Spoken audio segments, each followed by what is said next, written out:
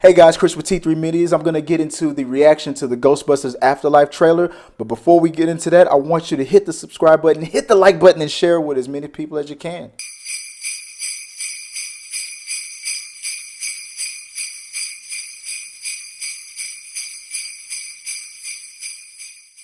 I just saw the upcoming Ghostbusters Afterlife or Ghostbusters 2020 trailer. I didn't think that the trailer was coming so soon. I didn't know how excited I was about to get today. So on Monday, within the hour, we got the trailer. Now, with the casting of Paul Rudd, I was thinking that this was going to be a direction that could be very promising. Yes, stick with the comedy aspect of it. And I'll say this, Ghostbusters 2016 had potential. It was funny. It was a very good movie until the third act when it all fell apart.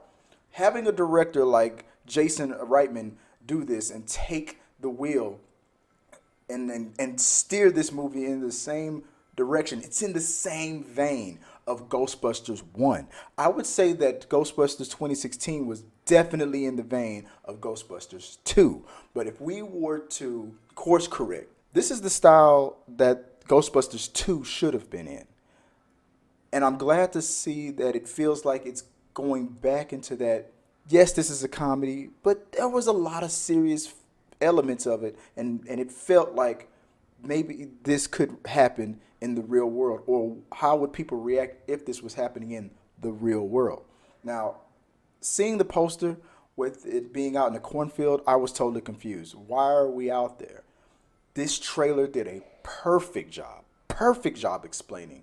Now, for a while I said if a Ghostbusters movie is to be done in today's time, we should be passing the torch to a younger generation. Think about that old cartoon Ghostbusters Extreme. Yes, you can have females and males in the group, but if we're going to do that, there should still be a passing of the torch. Now, at the beginning of this trailer, I didn't know what to expect. I'm like, who are these people? Why am I looking at Finn Wolfhard?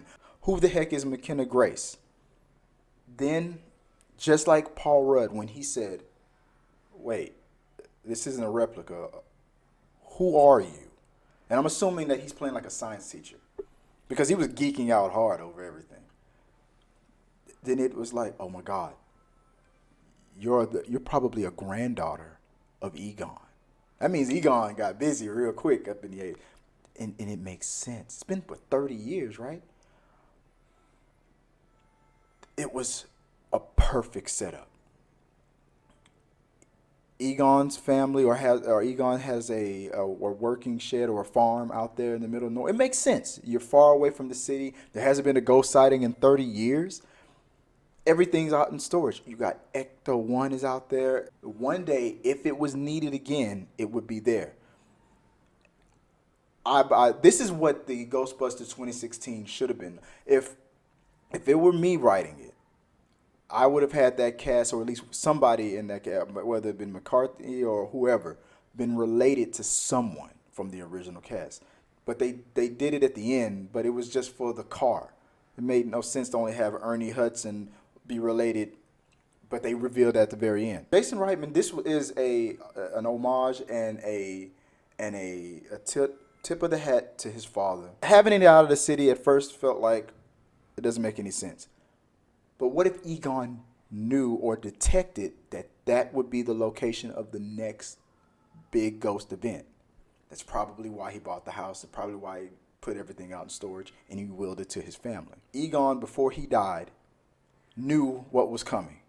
And he put this whole thing in motion, or at least that's what's going to be revealed. And then we're going to have the original cast, because we heard Bill Murray's voice. Call it fate. Call it luck. I feel like everything happens for a reason. That was woven in so beautifully. The atmosphere, the stage, the setting, the land, the layout, but just the way it looks like it's being directed and the way it's being shot. It feels like Ghostbusters Part 1. The lighting, it's kind of dark, just like Ghostbusters 1 was. And the humor is there. Hey, remember when we all died under a table? Finn is going to be a good fit.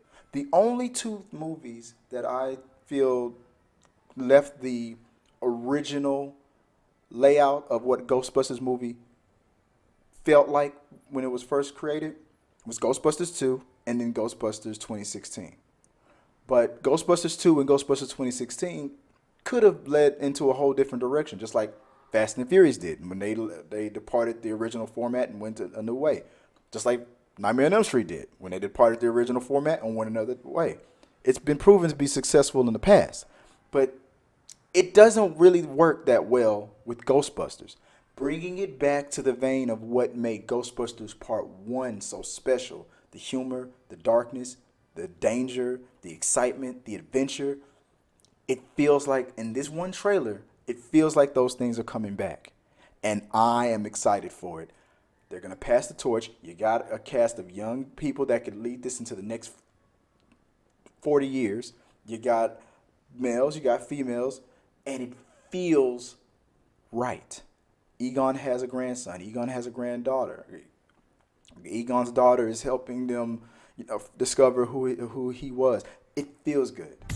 And I cannot wait to see this movie. Let me know what you guys thought.